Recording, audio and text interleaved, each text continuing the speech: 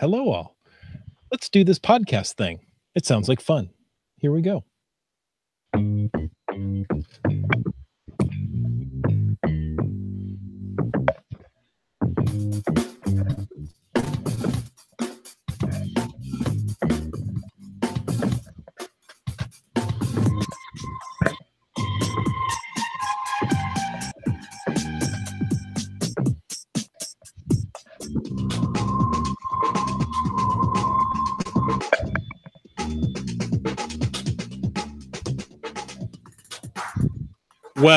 Well, thank you for joining us on a Thursday evening and welcome to Caching in the Northwest. This is the only podcast dedicated to geocaching in the great Pacific Northwest. We're going to talk about caches and cachers unique to this little corner of the continent. So while you're proving Dad isn't too cool for an inflatable pool, we'll be caching in the Northwest. And you know, we can't do that until we bring in our steam-powered sidekick. Some say he's loco for locomotives, and others say he has a one-track mind. All we know is he's called SubwayMark. Hey, that's me. Hey, wait. Wasn't this supposed to be Land Monkey? You know what? No Land Monkey tonight. You get the Land Monkey intro. I feel so honored. You should. It doesn't happen to many guests. They don't get the Land Monkey treatment. Wow, I feel special. So, welcome, and we're going to talk about, well, guess what? Train type caches. But before we get to that, a quick reminder that we appreciate all of our patrons who help support this podcast and keep it coming each and every week. If you want to know more about supporting the show, go over and click that Patreon link on the CachingNW.com website. Now, as I mentioned, we're going to talk about the SideTracked caching series with SubwayMark. So if you found a SideTracked cache, go ahead and toss that in the chat. And we'll get to it in a little bit. We just want to get those queued up, and we'll talk with SubwayMark about that.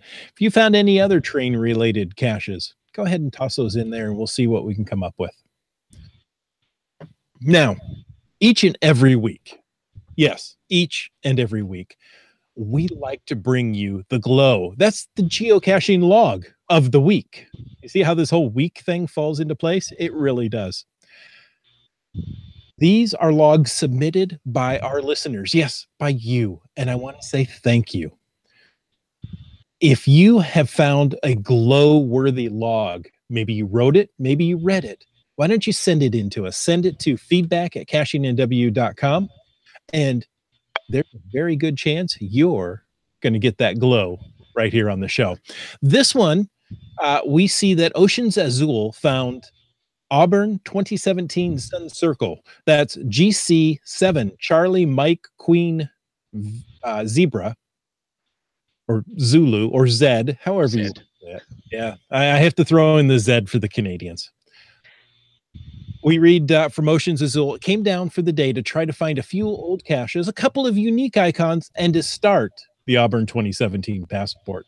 It's taken me a few months to make my way down for the passport, even though I had a great time when I did the 2017 series. Although I didn't make it all the way through the day, I got 15 and a couple of other interesting caches along the way. Wasn't quite sure what to expect with all these favorite points and that description. I narrowed down the ground zero quickly and with a little help from some nearby information. Then the trickier task began, figuring out how to get it open. After trying a few things and working it out step by step, I finally got it open and was able to sign the log. Super creative. Favorite of the series. Favorite point for me. There was no one in the park because it was cold and a little rainy, but it made a great day to find some caches without muggle interference. Thanks for all the creativity and effort to put these caches in this series. So thank you for sending that in. Now, that one I know is a Bounce cache, and I remember doing that a little over a year ago, and it was a fantastic cache, and it's still there. It's one of those gadget caches that he gets to put out. Now, Oceans Azul was able to find this cache first time, but maybe you've had problem finding a cache, and you've had to log a DNF. You know what? That's not the end of the story. Because, well, just this week, I myself have been a DNF avenger. Yes, I was able to avenge one of the DNFs that's been haunting me for a while. In fact, I've actually hesitated even going out to find this one again because it's such a difficult hide. But maybe you're a DNF avenger. We have a contest going on right now, and we have great geocaching trackable prizes available to our winners. So make sure you enter this contest. Well, so how do you enter this contest? Oh, well, it's rather easy. Share your story of an avenged DNF using hashtag DNF Avengers. Share that to Caching NW on Twitter or Facebook. You know what? You can email us feedback@cachingnw.com and we will reshare that story right here. Tweet a story, share a link, whatever you need to do. We want to know about your DNF avenging.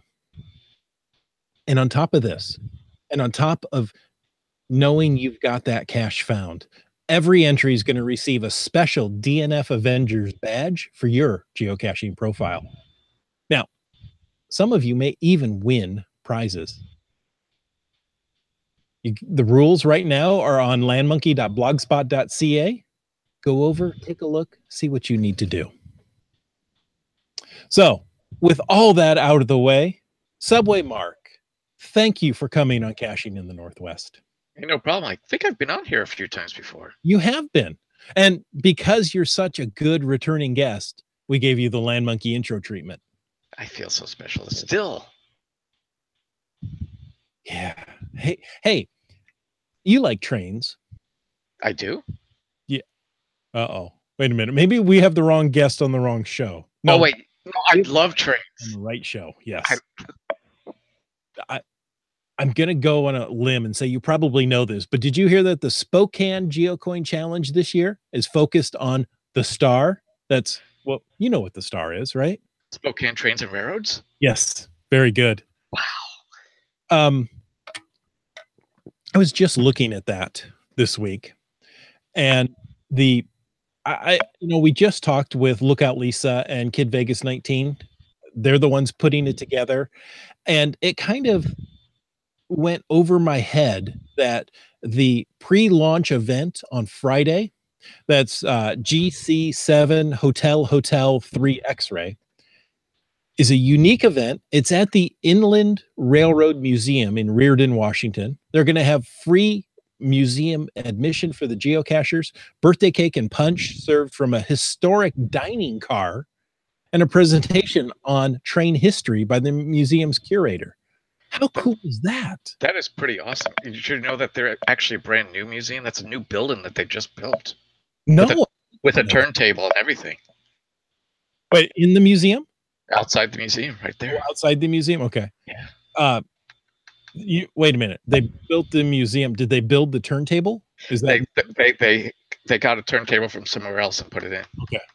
Because they're not making any more turntables, are they? No. Is that still a thing? No. Not anymore. Because steam locomotives are not a thing anymore. Oh, is it just steam locomotives? They use them for diesels, but it was really designed for steam. Okay. See, I need this kind of information from you. I'm a train geek. Yeah, well, nothing wrong with that. No. So why don't you elaborate on that a little more? You are a train geek, but you're also a geocacher. And do those things intersect often? Oh, yeah, they do intersect often. I started geocaching way back in 2007. I've found at least 4,000 geocaches, and I do try to keep like every 50 to 100 caches I prefer to have a rail theme. It's just one of those. That's cool. Something in the title has to be railroad related or tram, streetcars or whatever. Anything if it's on flange wheel, that would be me. And then I've put out a bunch of caches, over 100 caches, and so many of them are at least 75 are still active, and a good portion of them, probably 60 to 70% of them, are railroad themed. Go figure. I found one of those. Yes, the one on the Oregon coast. Was it the Derailed series? Disappearing Railroad Blues. Disappearing Railroads. Yes, there it is. I knew there was a D. Sorry, I got derailed, but go ahead. That's okay. So yeah, a lot of my caches, where I started with the Railroad series, where Disappearing or Reappearing Railroad Blues, or Oregon Railroad History was another one. And it's probably because I grew up in New York City, and I grew up near the subway, and my dad got me my first model train set when I was 5 years old. Probably actually, even though I'm 5 years old, all of the boxes says for 8 and up, but I had it when I was 5. Well, so you're advanced for your age. Or my dad wanted to play with them. I'm not sure. Let's go figure. Anyway, You're advanced for your age. That's right. But I had them set up for every so often. But then I became a member of a trolley museum up here in Oregon, and all the models are up in boxes, because once you play with real, 12 inches equals 1 foot gauge, it's hard to play with the small stuff when you get to play with the big stuff. Yeah. My first train was HO gauge. That's what I have is HO. So that was the one, the end gauge was just too small. And what was the big one? Was it O? O gauge or 027 Lionel. Yep. Yeah. And that just seemed too big. Yeah, I have my dad's Lionel stuff in a box in the basement too. So one of these days it'll come back out. O gauge. O gauge. Oh. See, that's the one where you need the big train set up in the garage. Yes. Or O gauge also works around the Christmas tree pretty well. Oh, boy, I've really got to stop doing that. That one wasn't intentional. That's a great idea. That is a good sized train for the tree. It is. Think about that. Yeah, for Christmas I put an O gauge trolley that goes back and forth in front of the tree. So until my dog decides to knock it off. Well, you got to have some fun. I think we're getting sidetracked, though. Ooh, wait a minute. Isn't there a series of caches called SideTracked? I think there is. Yes, there is. Why didn't you tell us about those? Yes. Yeah. So SideTracked, a couple years ago, I was in Ireland, and as usual, I try to find caches related to trains, and along the Luas light rail line and the Dart commuter line, they have caches at most of the stations, and a lot of them are called SideTracked. And I didn't think anything of it, so I found a few, and that was the end of that. And then last year, Podcaster, the other podcast, not a competitor, just another podcast. All podcasts help each other. Exactly. So Podcaster interviewed Chris, who's the owner of the SideCache series website in the United Kingdom. And that's when I realized, SideTracked is not this little thing that people just made up. It's actually a big worldwide cache series that's all over the place. And then it's like, maybe I should change my geocaches that I have that meet the criteria to be SideTracked geocaches. Oh, okay. So what makes a cache part of the SideTracked series? What is that criteria? I mean, this is kind of interesting. You could just it doesn't have to be a new cache. It could be an existing one that's rebranded. Yeah. So exactly. So they like it when it's new caches, but they actually took some of my previous caches that I renamed into the SideTracked series. They do have a lot of criteria. They want the SideTracked caches, if it's just called SideTracked and then a station name, they want it to be near a station, because the whole idea behind it, when it was the original concept, is you're riding a train, you get off the train, and I want to find a cache real quick, so it'd be within a 5-minute walk of the train station. So that's how it kind of started. And so from there, it's kind of blossomed. So any cache that's called SideTracked, just SideTracked itself, is by an active train station, but not on the railway property, because that's the SideTracked rules. Which even supersedes what the geocaching rules are, which geocaching I think is 150 feet away from a railroad right away. Okay. So they just don't want to cause any problems with the railway police and stuff like that at a station, and that's pretty cool. Then they also have more SideTracked caches. One's called Really SideTracked. That means it's a former railway station, so it's no longer, the trains don't longer stop there, or maybe there's no even track there anymore. It's just a station building. So now it's called really sidetracked. Didn't we eat in a? No, it was an old power It's an old power substation. Substation, but it was for the trains, right? It was for the interurbans, and I could call that a really sidetracked if I put a cache out there and pull up. That would be my interpretation. Okay. And then there's a tram sidetrack, so that's by an active tram line, streetcar, or light rail stop. I actually had asked the Chris because tram is not a typical name in the U.S., especially for light rail systems, newer systems. If we could have light rail instead of tram, but they don't want to add more naming conventions, so they said no, let's keep it tram. So I converted a couple of my caches in Portland that were what I called reappear and railroad smiles into a tram sidetracked. Okay. For that. Then there's, of course, just like the railroad stations, they had to really sidetracked. You could have really tram sidetracked for old tram stations. And then there's another series called Tube Sidetracked, which is really designed for the London Underground. So it'd be near London Underground's entrance or station house. But it could also be any metro around the world, not just London. So like New York subway? You could do it for New York subway if you wanted. Or BART down in San Francisco if you wanted. And beyond that, I'm struggling to think of any subways. Chicago? Yeah, okay. I haven't been there as far Los Angeles. Really? Yeah, Los Angeles has a subway. Yes. I knew that.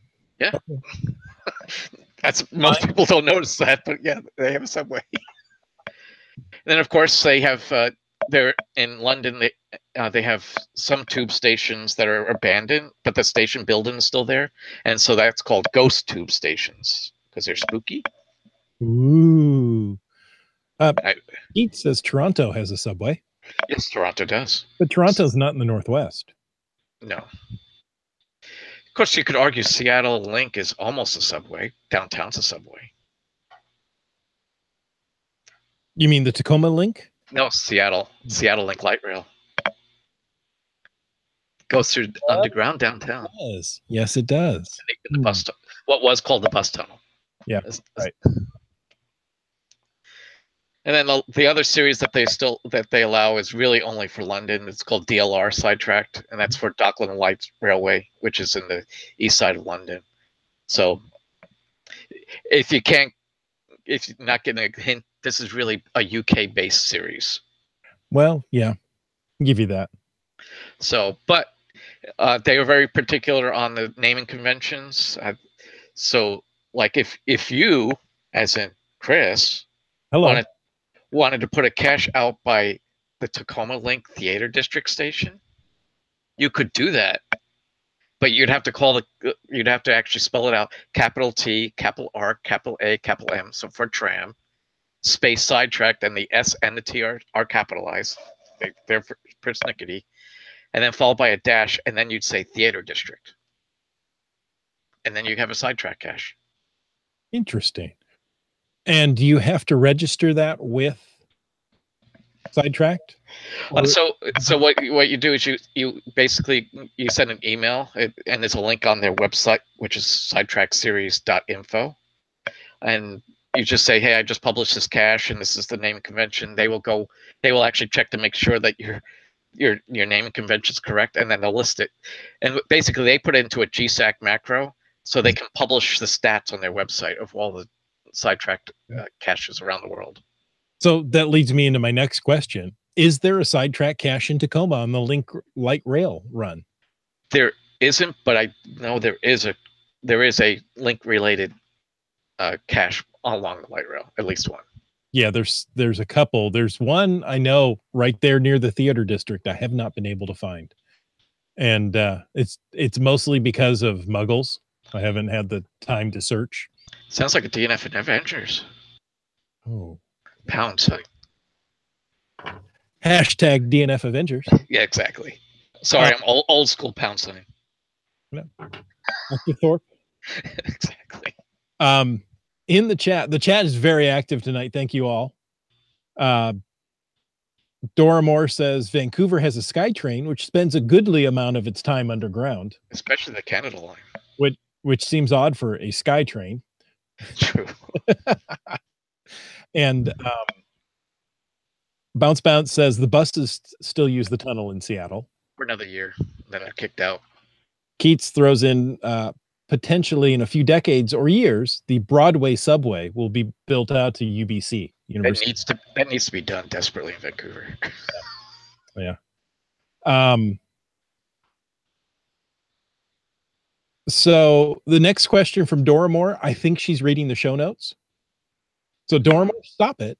But he has a great question that says, how many countries have SideTracked caches? And do you get souvenirs for them, like church micros, or not necessarily souvenirs, but badges? So not that I'm aware of. Currently, I looked at the stats. Their website says 25, but according to stats, I counted on their stats page, it's actually 29 countries that are involved with this around the world. The United Kingdom is number 1 with over 2,900 caches in the series. That's a lot for a small island country. U.S. is currently number 5. I think I own more than half of those, but that's not good for you. And then there's France. France and Lithuania and Ireland round out the top 5. Lithuania. Huh. Yeah, I know. That's kind of odd. It's not one of the countries you expected a top 5 of anything. No, I mean, UK and Ireland. Okay, that makes sense. Right. Then Lithuania. And then France. And then even Zimbabwe, of all countries in the world, they even have one. Interesting. So, well, it's those silly geocachers. I know. Of course, I think the U.S. should actually be higher than France because there's actually some that I have renamed SideTracked that they still haven't put in their database. So I still think U.S. is number 4, not 5. Ooh, interesting. But we have a way to go to get to number 1. See, I was in France, and I've been on the TVG, the TVG. So I'm trying to say it in French.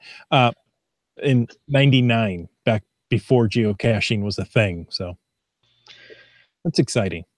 It is kind of cool though to be part of a worldwide series because it's over 3,500 worldwide.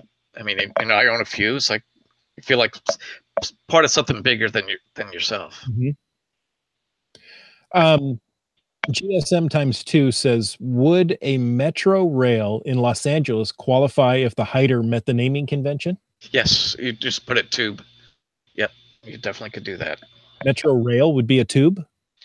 Yes, because that's their well, metro rail in Los Angeles is both subway and light rail, but the underground lines, which I can't think of the colors, purple and red, I think, or wow. That's impressive that you even could come up with that. I think it is purple and red because the blue line's light rail, green's light rail, and what the new line is out of the Expo line. I forget what color that is, but are all light rail systems. All this talk of lines suddenly made me remember purple and red are correct, says GSM ×2. You see? I'm good. Well, I never doubted you. And it would not surprise me if just off camera, you've got a map of the rail system that you're looking at. No, but the back of my phone's New York. Yeah, there you go. I'm going back to the Spokane GeoCoin Challenge this year. They're going to have 4 lines, each of a different color, that you have to follow and get. I think each one has 10 caches on it. You have to get at least 7 or 8 of those. But I thought that was a great idea, rather than, here's 40 caches. No, you follow the red line or the black line or that's cute. I like that idea. That's kind of an awesome idea. I'm looking forward to trying to do that series. I'm going to get that coin. I bet you are.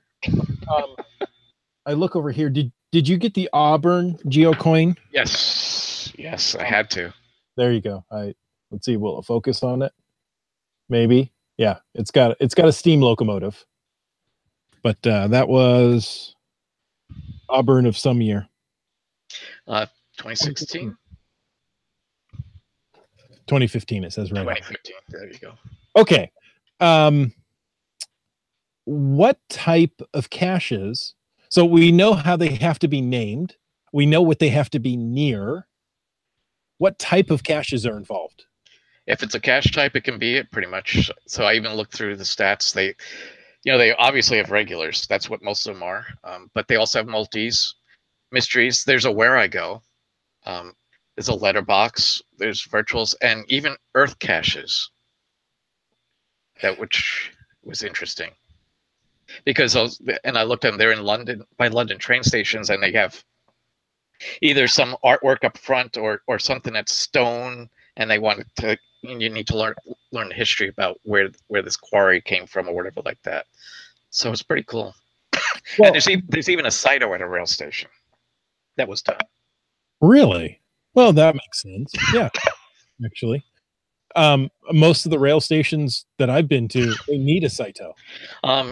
Especially in the United States. Yeah. Yeah.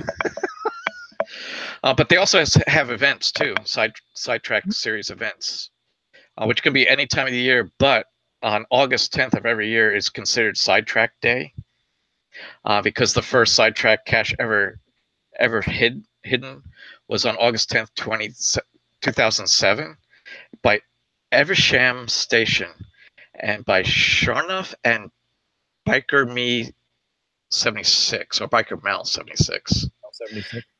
So they kind of celebrate that as on that. So last year they had a record thing, and they actually mint geocoins for that event, and event hosts get different coins than people who buy the coins, and the only people eligible to buy the coins are the ones that attend event. You actually have to do an attend event, and then you have the right to buy the coin. Well, that makes sense. That makes it more exclusive, and for those who really want the coin, they're going to go to do this. Especially since they do small mint runs, so it really is important. Right. Just happened to look up on the calendar. August 10th falls on a Friday this year, so that makes it pretty easy. People will go out somewhere on a Friday night. Yeah, I'm considering doing. I haven't contacted the venue yet, but there's a former Oregon Electric Railway station in Albany, Oregon. That's a pizza place now, and they have a back room. Oh, and I got it all worked out now. And they had a geocaching event there for some other group last year, so I need to call them and see if we can do an event there that night, because that would be kind of awesome. Okay, I just had a thought. Uh-oh. You mentioned places that are train themed, and I thought, well, there's a couple of places I know that have like mining carts with the tracks laid out. Mm-hmm. Would a mining railroad qualify? It's not necessarily a railroad, is it? I'm confused on my terms. No, it runs on tracks. Mm-hmm. But would it fit in this series?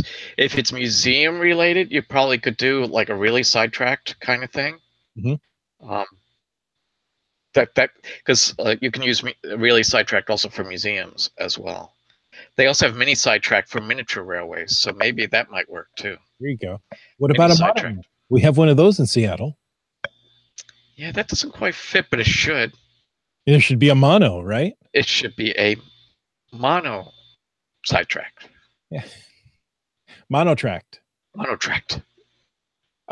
I think we've already discussed this, but is there any sort of reward, prize, souvenir, geocoin, birthday cake related to the series? It's the gloating rights that you get your stats on the page if you find caches. I haven't found enough to actually. I looked in their stats page. I'm not even on their stats page for finds because I haven't found enough. Because. Well, I know exactly. But they have up to 5,000 cachers who found SideTracked series, and the minimum number, I think it was like 18, and I've only found 2 to 4 or something like that in Ireland. But I'm going to fix that. How are you going to fix that? In July and August, I'm in the UK. Ooh. There might be some SideTracked caches in my future. Of course there is. Because I can't count my own. I'm on the hiders stats page, mm-hmm. But just not a finders. So this stats page you're talking about is www.sidetrackedseries.info. Correct. Go there, and I didn't look at the stats page, to be honest with you. I'm number 42 on the hiders side. Well, Makes sense. How many did you hide? Did you say close to 50? Of the SideTracked series, no, because not all of them fit. This says I hit 10, but I think I'm actually at 15. 15. Okay. No, right. You hit 175 are still active, and out of those, gotcha. Right. Yeah. Yeah. And like I said, some of them don't fit the series, so I'm not going to rename them because I still like my Disappearing Rare Blues because that always sounds cool. It sounds like a song. Doramore says the link you shared are the badges for. I've never put them badges on my profile. That link you shared. Oh yeah, there are profile. Oh yeah, look at that. There are. Oh yes, that's right. If you go to profile badges, profile rank badges. Yeah, you can do that. I did go into this earlier and put my name in there, and it wouldn't do it because I don't exist, according to the SideTracked series.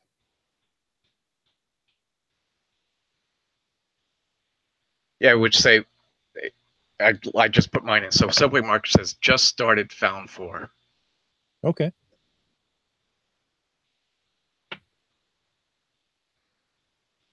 You're just getting started. Yet there are so many out there to find. 3,400? Yeah, 3,400. Wow. It's an impressive number for any series. And yet this is, it's pretty unique. I don't know of any other geocaching series that is using so many hiders and, loosely administrated. Well, I guess no, loosely administrated is not. It is kind of loosely administrated. I mean, it's not formalized. I mean, if you want to be listed in a database, it's more formalized, I guess, is what it is. I mean, I think someone mentioned before that you got the church micros in England, which is a big deal in England. Mm-hmm. There's also, I know there's ones for cemeteries too, I believe. Well, there's a series around here called Vision Quest. Oh yeah. Spirit Quest. I don't know how organized that is. I don't know if that's just one or two hiders that happen to use that, or is it again a series of cemetery hides? But is it organized or it's a website? I don't know. That's the whole thing. Yeah. Like I know a cache series in Arizona called My Favorite Watering Hole, which is, believe it or not, bars. It's actually a series of convenience stores. Really? Because it's I forget the name. It's Quick Trip in Phoenix area, and so there's usually a My Favorite Water Hole by a Quick Trip because they're famous for fountain drinks. Oh, gotcha. Okay. Interesting. But I like the whole idea of this big worldwide cache series. With some stats, with a little bit of prestige going with it if you're a finder or a hider. Yep. Very unique. So there you go. Head on over to, we go look at that link again, SideTrackedSeries.info. And it's going to show you the caches, where to get started, and who knows, maybe you will get a profile badge of your very own. And you don't have to speak British. Aren't we kind of speaking British? No, we haven't spoken English in years. That's what they'll tell you. Yeah, that's true. We speak American, according to. And then there's the Scottish, and then you got Welsh. Forget about it. I've told the story several times, but I'll do it one more time. A vendor called, and the man on the phone was Irish, and he was so much fun to listen to. It was like, you know what? He kept me on the phone, and he wanted to schedule an appointment. And first day didn't work, that time didn't work. And finally, we picked up that we were going to meet Thursday at 3:30. I was like, excuse me, what? When was that time again? It's on Thursday. Thursday. I'm going to meet you in the pub at Thursday at 3:30. I'm like, oh, this is so much fun. Somebody else completely different came Thursday at 3:30. I'm like, oh, well, now I'm disappointed. Wanted to talk to that Irish accent again, but it didn't happen. Well, it's still Thursday. Every Thursday, right here. Every Thursday. We start at 8:30. But it's really 9 o'clock. Well, yeah, the hosts get together at about 8 so we can figure out making sure our equipment works, go over last minute details. Oh, Quality. folks, you think we just turn on the mics and off we go? Oh, no. No, there's a process to this. It's very much quality. Oh, thank you. Lori, thank you. She says it's been very interesting. And I suddenly forgot Lori's cache name. She does the cache dash splash. Half Canadian and Scooter the Wonder Dog. Cash Dash Splash is also doing a railroad theme this year. What? Yeah. Oh. I just registered for it too. Did you? Of course. You know, I took my wife to Cash Dash Splash a couple of years ago. She absolutely loved Long Beach in the area. And you know, the hotel we stayed at there, I'll come up with it here in a minute or not. Excellent facilities. We really enjoyed our time there. So good chance that we'll be back again this year. I've just booked the hotel, so I expect to see you there. Okay. It's awkward if you booked the hotel room for me. Oh, wrong, Lori. This is Seebeck Tribe. Thank you, Lori. Seebeck Tribe. Yeah. What?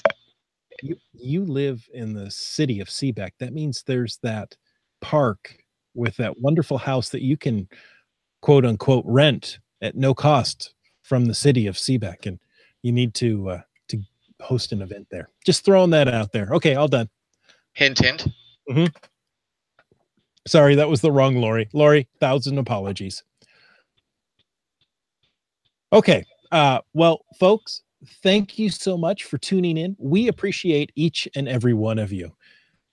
And we appreciate our faithful Denali level supporters. That's Bounce Bounce, Team Squirrel, Limax, and WorldCaching.com. If you want to know more about supporting the show, click that Patreon link on the CachingNW.com website.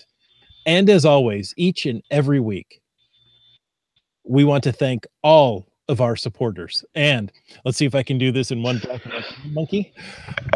Dragon Broncos fans for life. Sprouter, Camp Clan, Tick Magnet, Kev MacD, SubwayMark, Doramore, Dune Buddy, Kid Vegas 19, Geo Nav Pros, Wino Seattle, Ackerdoc, OBX Geek, Billy Robson, G Nice, Antaeus, Keats 94, Curiosity Girl, and a brand new patron this week, Trexer Zero. That's awesome. Welcome. So, I think I took a breath there when I said the new one. It was okay. Yeah, we didn't notice. We didn't notice that. These are not the droids you're looking for. Okay, so Mr. SubwayMark, if somebody was looking to find out more about your incredible knowledge of rail systems, where could they find you? Well, let's see, SubwayMark@gmail.com, SubwayMark on geocaching, or my website. It's not SubwayMark. My website is ktransit.com. Nice. If you're looking for me, you can head to Twitter, look for CachingNW, Facebook.com/CachingNW. Better yet, head on over to CachingNW.com and look for the hosts. Or no, I'll get it right. CachingNW.com/hosts. There you go. Read the bios. And there's a bunch of links that not only I didn't mention, but Land Monkey and Wits End are there too. And we miss them tonight. But most of all, we want to say thank you. Thank you for taking the time to listen to this episode of Caching in the Northwest. Don't forget that you can be part of the show. Call in 253-693-TFTC. Leave us a comment, ask us a question, or buy us a ticket on the Empire Builder run any time of the day or night. Of course, you can email us at feedback@CachingNW.com. And also your support helps keep the shows coming. If you like this show, please click the Patreon link on the CachingNW.com website and subscribe on iTunes, Google Play, Stitcher, and more. The show's produced by Chris Umfenauer and Jay Kennedy, hosted by Chris, Jay, Jim, and SubwayMark. This show's licensed under a Creative Commons Attributions 3.0 license, copyright 2018 by Chris Umfenauer. And folks, we encourage you to stay tuned for the after show. The after show. See, Wits End is here with us. I feel him in spirit for sure. Yeah.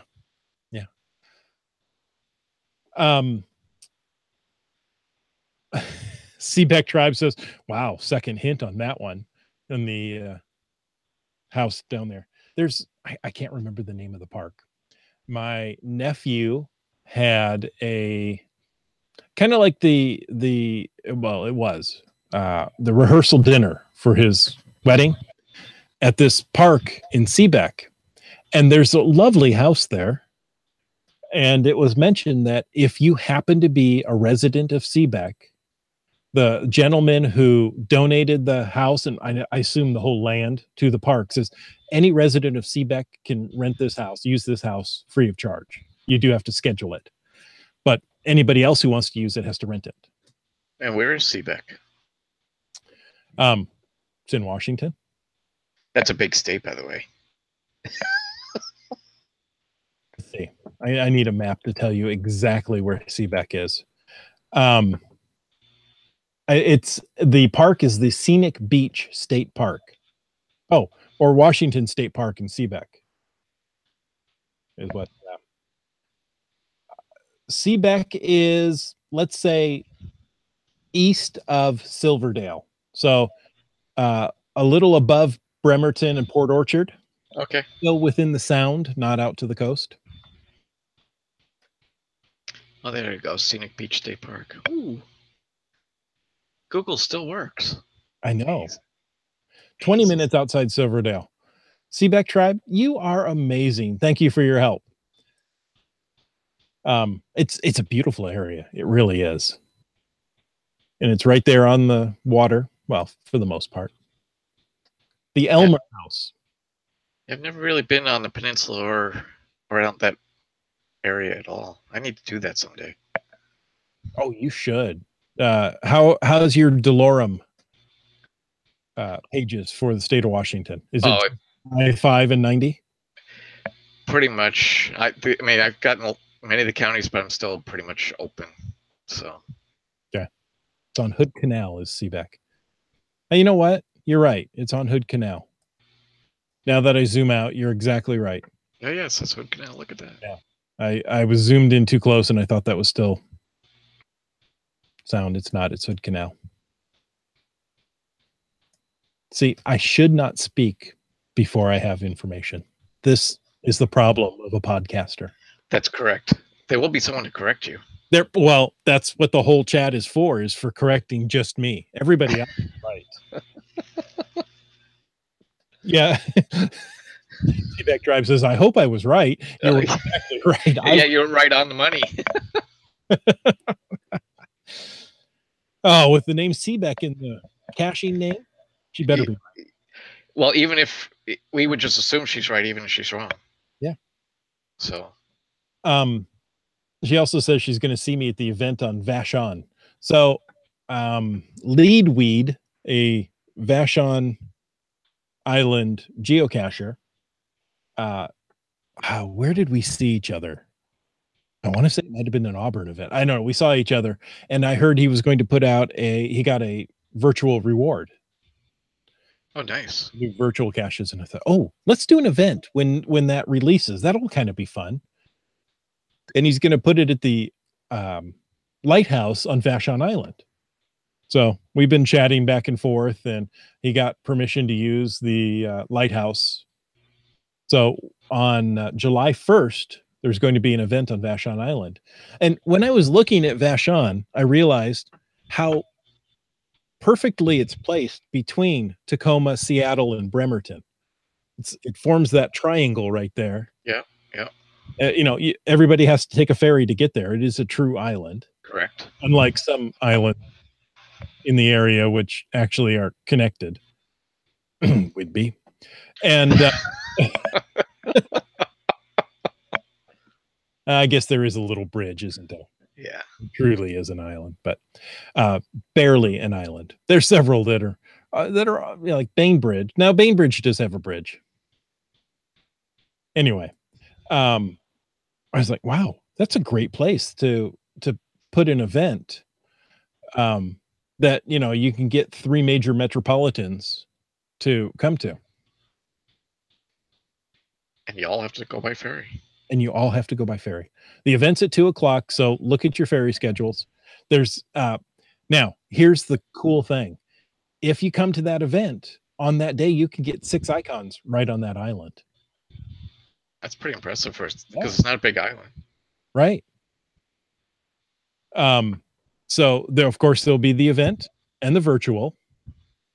Right on that same location is an Oh Joy Earth cache, so you know it's good. And there's a traditional in the park. There's a multi, and a mystery also on the island, whether you're coming from north or south. Plus, you got to do hidden creatures anyway, so that will be during hidden creatures. You're right. Yeah. And that doesn't matter. It's a cache is a cache is a cache. Exactly. It'd be nice if it was higher points for other caches, but you know, yes and no. I you know, it's not part of the friend league, so it's different than it was last year. Right. You know, people the year before was, you know, this week find this type of cache, this week find that type of cache, and people are like, well, it's just one cache. Here, you have to go out and find 100 caches. Some people are going, oh, I can't get 100 cache. Well, you're not going to please everyone. No, 100 caches is kind of hard for me in a month. That's I've never done 100 caches in a month. Okay. Maybe I'll try. I'll try because the top one is the turtle, and my wife is a big Terry Pratchett fan, and the Terry Pratchett Discworld is a flat world sitting on the back of 4 elephants on top of a turtle flying through the universe. Really? Yep. Okay. So that kind of feeds the world turtle. Exactly. And I show that to my wife. It's like, oh, that's kind of Terry Pratchett themed without the elephants. Right.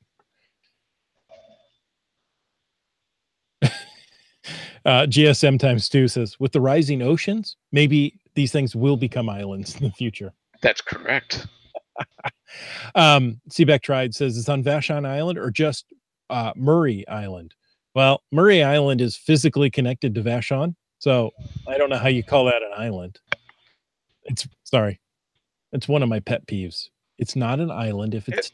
Yeah, I'm looking at it. It's just a little isthmus there, so it's connected. It's connected. But yet, it's true. There, it says Murray Island. Yeah. Murray or Maury? Maury Island. Yeah, Maury Island everywhere around it. So we're going to Robertson. The little inlet is called Maury Island Aquatic Reserve. They're very quiet there. Wow. They keep to themselves. They're a little reserved.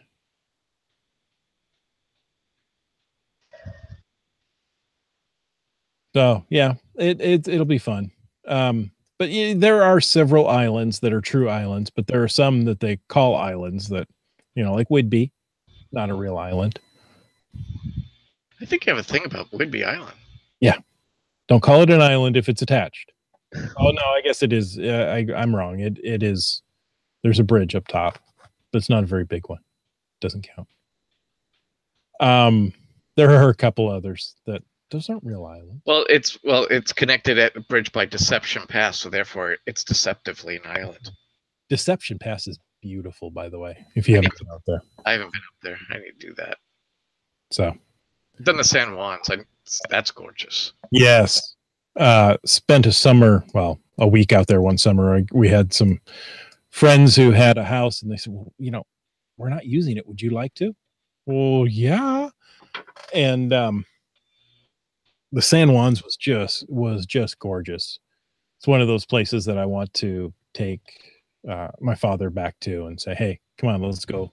Now, those are islands. Those are really islands. If you go to the tip of San Juan Island itself, your cell phone starts going crazy. It keeps wanting to say, "You're an international." No, I'm not. I'm still in the freaking U.S. I know.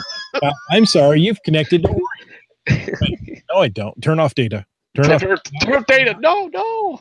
Not doing international rates because I'm still in the U.S. I'm still in the U.S. It's kind of like Point Roberts. What do you do there? Yeah, because you're in the U.S., but you really can't. You connect to Canada. Mm-hmm. I need to do that just because. I've been to Point Roberts. If you happen to be in Delta, swing over to Point Roberts, get gas, and you come back. Oh yeah, it'd be cheaper. Yeah, I'm sure a lot of Canadians do that all the time. I hear that's the thing to do. because I know when we went to Canada, we stopped at Costco, north of Bellingham, and it's all Canadian plates, and they're all, and not only that, but they're all filling up gas cans. Oh, are they? 55 So drums? Well, multiple of the 5 of the 2.5 to 5 ones. It's like, oh my god. Good night, Scott. Good night. Scott's leaving us. Yeah, it's Point Roberts is one of those things they forgot to look on the map when they drew the line. It's like, oops. Yeah. I mean, they went around Victoria and all that. They like, we'll just draw it's straight line right across. Oh, got that. We just missed that. Well, if the line's correct too, I'm seeing the ferry terminal on the Canadian side is so close to the U.S. border. Yeah, but it's in Canada. I believe it's in Canada. Yeah, it's a BC ferry run. Yep. Wow, the oddities of geography, isn't it? Hey, Trexer, thanks for joining us tonight. Yeah, he needed to find a cache today for his 365 grid. Well, that's important because otherwise you have to wait another year. Yeah, exactly.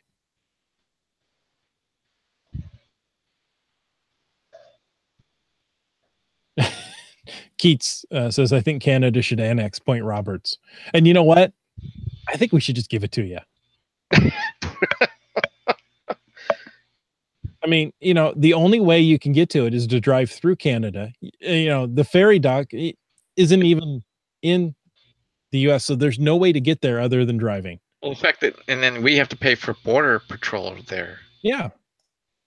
Okay, there is a border point, but Canadians or U.S., tell me how active and how secure that border is. I mean, is it a, do they do a full inspection, or is it just, come on, we'll let you through because there's nowhere else you can go once you get here?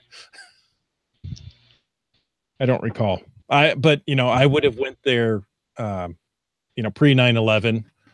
So it would have been very easy to cross. It was very easy to cross into Canada. You show, you don't speak and use an A, they let you in. Oh yeah. And you want to come back? Yeah. You sounded like an American. Come on in. I like the name of the road that's on the U.S. side of that Port Roberts. Roosevelt Way. Oh, Roosevelt Way. It goes all the way across along the borderline. Right. It's a border road, isn't it? Yep. Oh, you got Winston and Churchill. You can be at the corner of Winston and Churchill. Mackenzie. Massey Park, Northwood.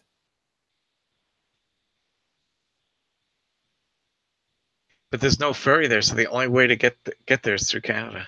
Well, okay, so Keats, thank you very much. Keats says it's pretty strict because there is a marina at the south end, so you could smuggle stuff via the ocean. But especially geocachers. Yeah. Oh, Trexer says if they get annexed, there'd be no place to go for cheap gas. So that's why the Canadians. No, let's not annex it. We need cheap gas. Oh, you guys keep that. Just keep the pumps going. But the trucks have to go through Canada to or boat. Yeah, I'm sure it's all by truck. It's got to be. It's got to be. It's just. What amazed me is when I went to Hawaii a couple of years ago, gas prices in Hawaii, which they have to bring everything over by boat, were a little lower than they were here in Tacoma and Seattle. How does that work? We've got the second highest gas tax in the nation. I know, but the shipping costs should be higher. Exactly what I think. I mean, are we paying more in tax than it takes for a boat to go to Hawaii and back? There's no way. Does Hawaii even have refineries? Yes. They must. Yes, they were bombed in World War II.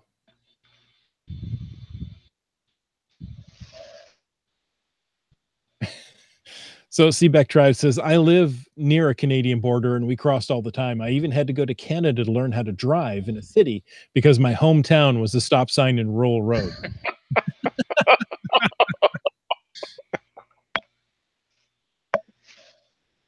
Yeah, I think I grew up with, a stop sign in rural roads. And any kids living in Port Robert need to travel to Blaine for an American education. Really? The only way to Blaine from Port Roberts is through Canada.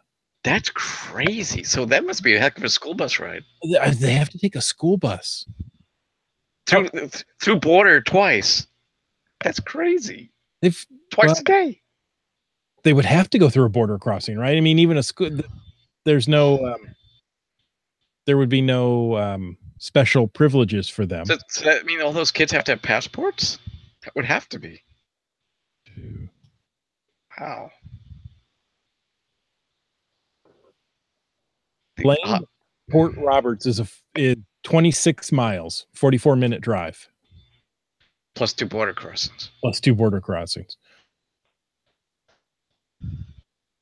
So there is a cause for annexation in that case. What, U.S. annexing Canada or Port Roberts? Mark, we're going to have to say goodnight now because you just irritated half the... Just joking. Giving Point Roberts to the Canadians. This is why we don't have Land Monkey today. Yeah, see, Land Monkey, you're not here. We can say whatever we want. Well, I love Canada. I really do. Cleaner streets for sure. But Eats, thanks for that. I had no idea. I would assume. I mean, it's not very big. Is there only there's 2 towns. There's Maple Beach, South Beach. So it's not just, Point Roberts. Okay, now I got to find out how many people live there.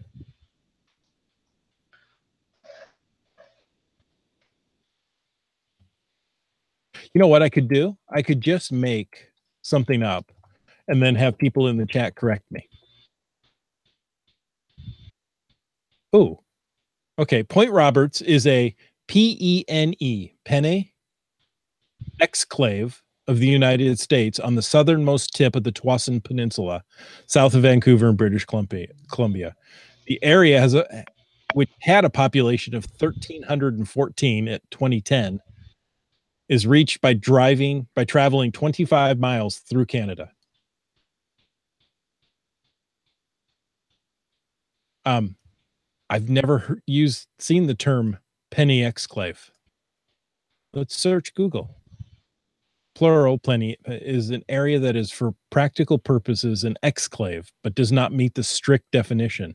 An area that is not completely separated from the main part, but can only in practice be reached by passing through another area. Huh. Learned something new today. Yeah. Keith says it's mostly a retirement community. So you could live you want the benefits of the U.S. but really be Canadian, so you live in Port Roberts, or vice versa. Yeah. But if you want better medical, you live in Canada. I don't know. Or you build a house on the border that straddles the line. Yeah. Oh, no, then you would have to pay twice the taxes. Yeah, that's true.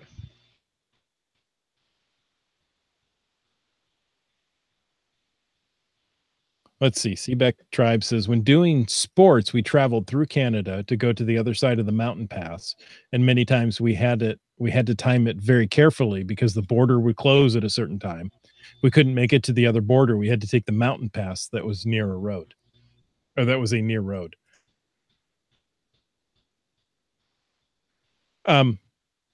Seabeck Tribe, where did you grow up that you were so close to Canada?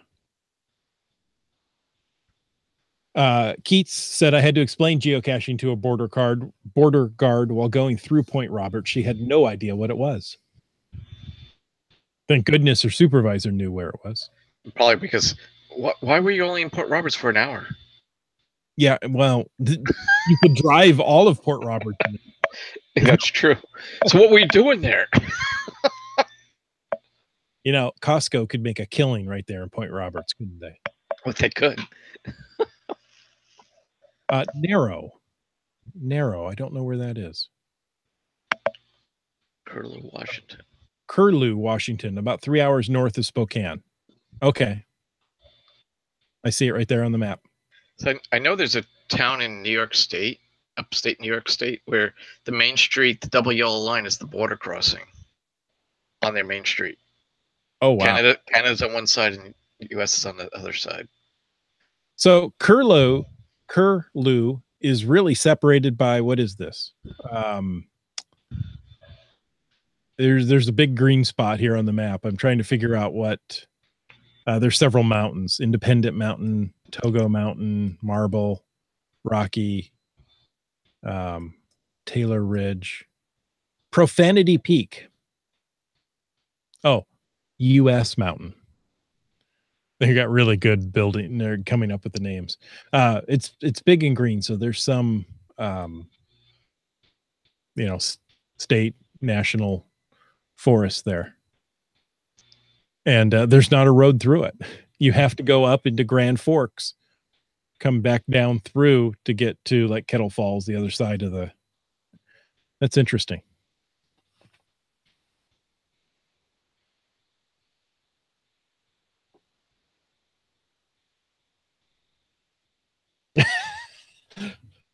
Here, this is one of the things that Caching in the Northwest gives you that the other podcasts do not.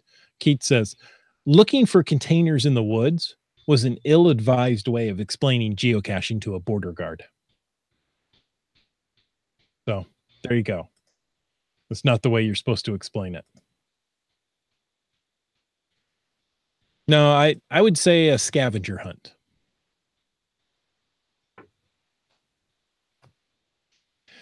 Okay, folks, it's already 10 o'clock. I found an oddity in New York where Canada has the same problem as Port Roberts. Oh, really? It's Alakawasne. It's off the St. Regis River, but in New York the only way to get there is through New York, and it's surrounded by water, so you have to go pretty far away to get to Canada. But it's in Canada. It's in Canada. Okay, so near Buffalo? Its nearest town is Fort Covington. It's right where New York's line starts moving away from the river, St. Lawrence River. Cornwall, Canada is the closest town. Okay, so there you go. If you go to the right a little bit and then scroll down, you see Akwesane. Awkward Sun. Oh, wait, no. I don't know. Wait, there's a school there. It's a post office, a church. And the police. And the police. So they can do school right in their own little town. There's a hotel there that, as far as I know, is unpronounceable. Yeah, I see that too. Kana Kawasha Shiro. There's a colon in the name. Yes, I see that. That's kind of funny. Yeah, that's not fair. You can't put a colon in the name. Here, I'll paste it into chat. It's kind of funny. Enan Kanana Quat. I'm butchering it. Yeah, be careful.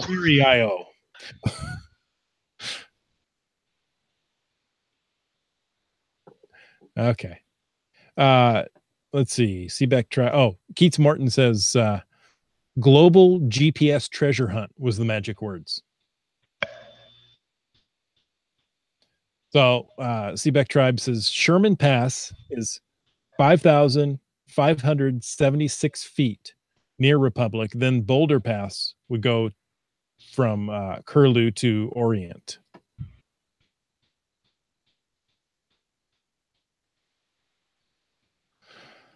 So I think there's a point to be made that we could trade Point Roberts for for Alakawasane.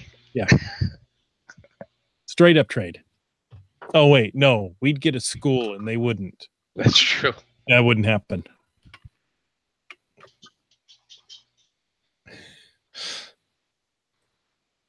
So 1,300 people on Point Roberts. Kids would be, what, a third maybe? So 400 kids? That seems a little high. If it's retirement community, let's go less than half kids. Or a quarter kids.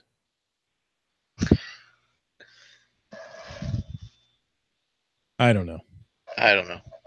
But we're looking at a couple hundred kids. Keith says Point Roberts or Alaska. Yeah, that's right. We're looking at Point Roberts and I forgot about Alaska. Okay. That really big section that's separated from the U.S. Okay, so we give Port Roberts, but we keep Alaska. Okay.